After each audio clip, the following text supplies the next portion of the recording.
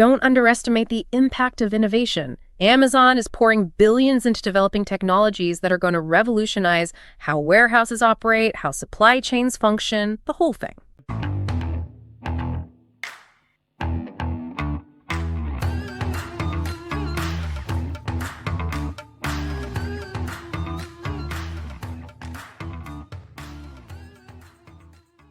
Welcome to our Industrial Advisors podcast. You have Bill Condon and Matt McGregor. And people always ask us and always wondering what is going on with Amazon. So we thought we would do a podcast on all things Amazon, Western region. Yes. We started doing some research on everything that they're up to. Yeah. And so what have you learned?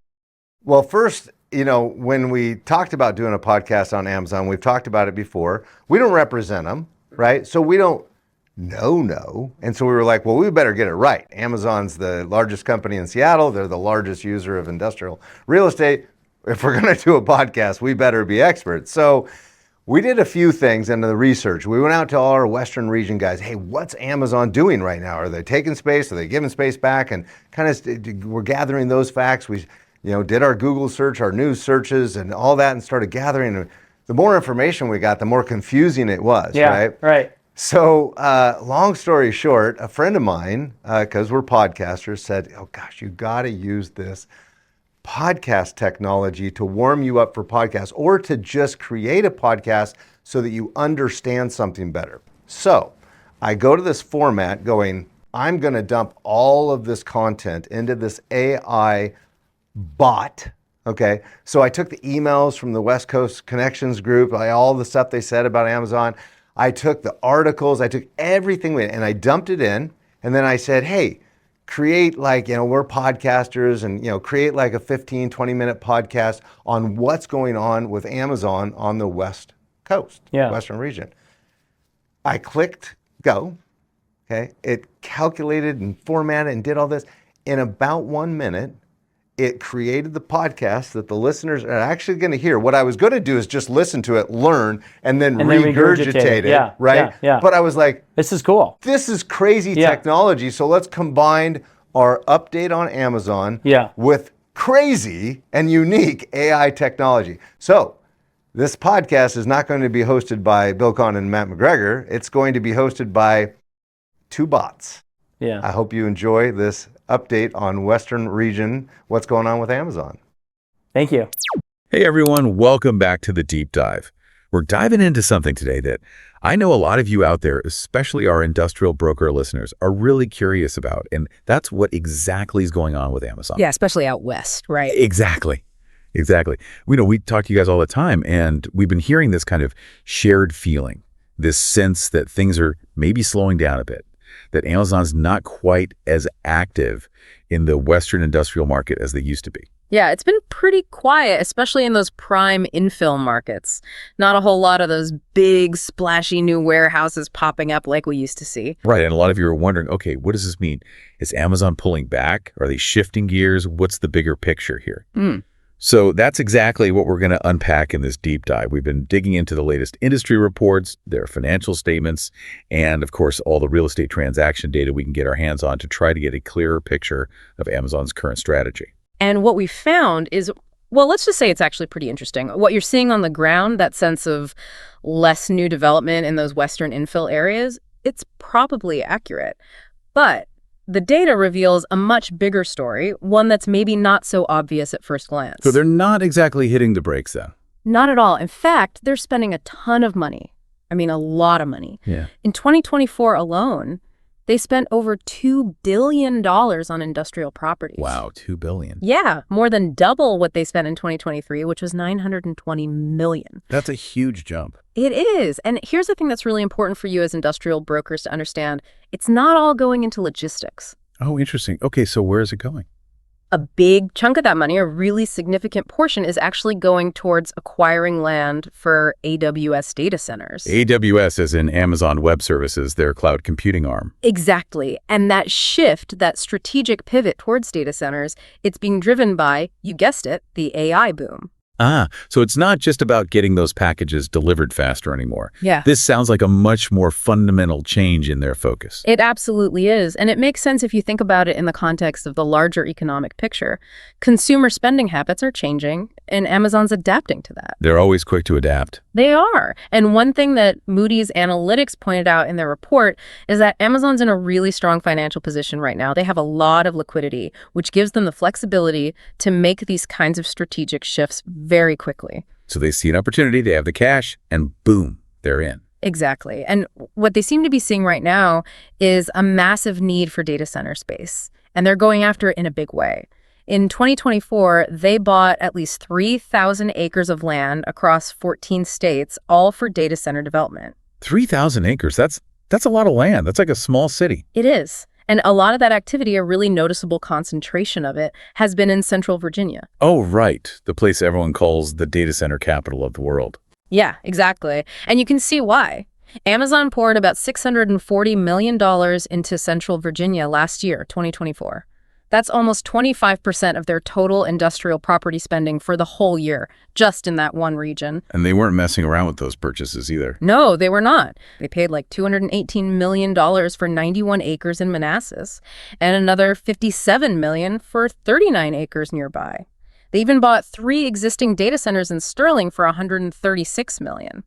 It's a pretty serious commitment. Sounds like they're really planting their flag there. Yeah, and what's interesting is that Moody's Analytics says they're playing a long game with these data center sites. They're calling it a land banking strategy. They buy the land, and yeah, they might develop it pretty quickly if they need to, but they're also comfortable holding on to it for a while, maybe even 1 to 5 years. So they're not just reacting to immediate demand, they're thinking ahead. Exactly. They're building for the future. And that kind of financial flexibility, that ability to think long term, is something that very few companies can do.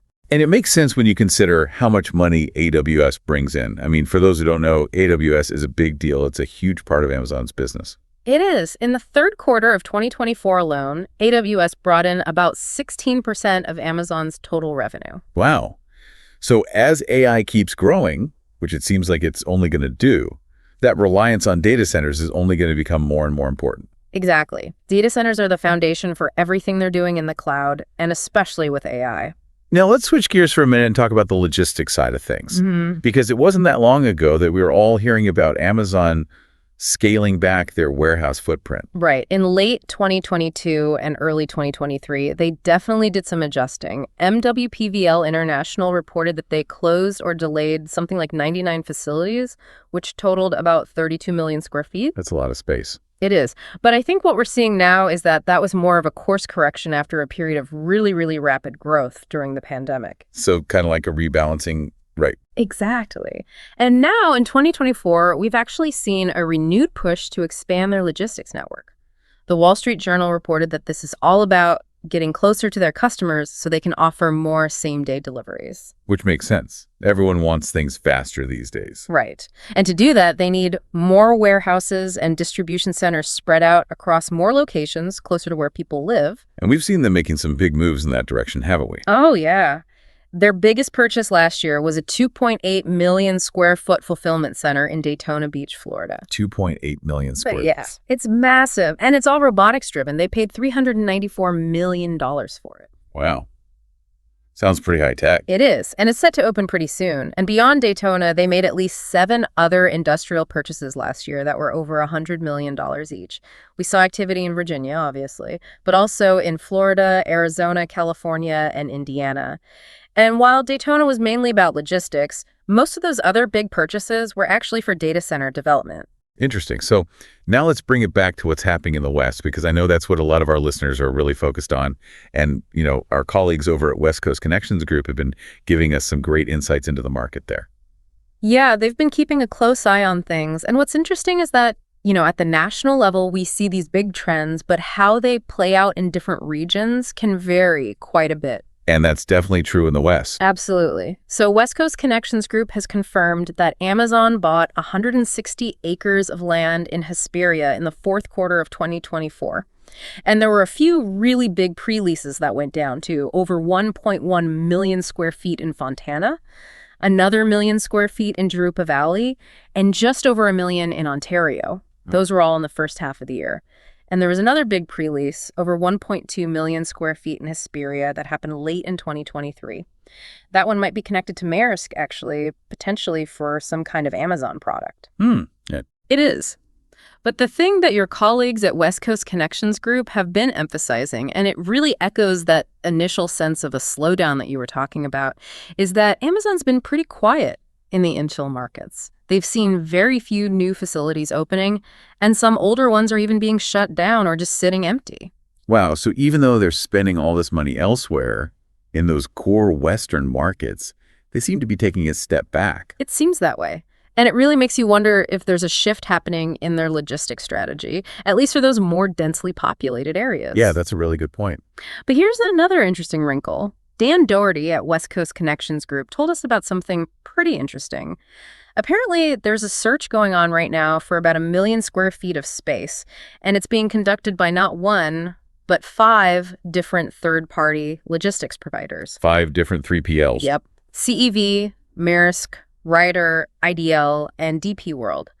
They're all looking for space with a 3-year lease term, and the thinking is that it's ultimately going to be for Amazon. So even if Amazon isn't directly leasing the space themselves, they might still be expanding their footprint through these 3PLs. Precisely. And that's something to keep in mind. Just because you don't see Amazon's name on the lease doesn't mean they're not involved. Right. It could be happening under the radar. Exactly. And if we look at the Phoenix market, Don McWilliam reports that Amazon already occupies almost 18 million square feet there, spread across 34 buildings.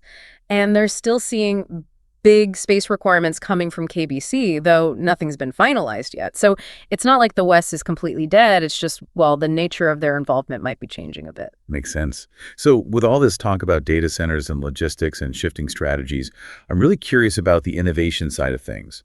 What's Amazon doing to push the boundaries of how they operate? You know, all that cool tech stuff that they're always working on. Oh, yeah, that's where it gets really exciting. This is the stuff that's going to have a major impact on the industrial sector as a whole.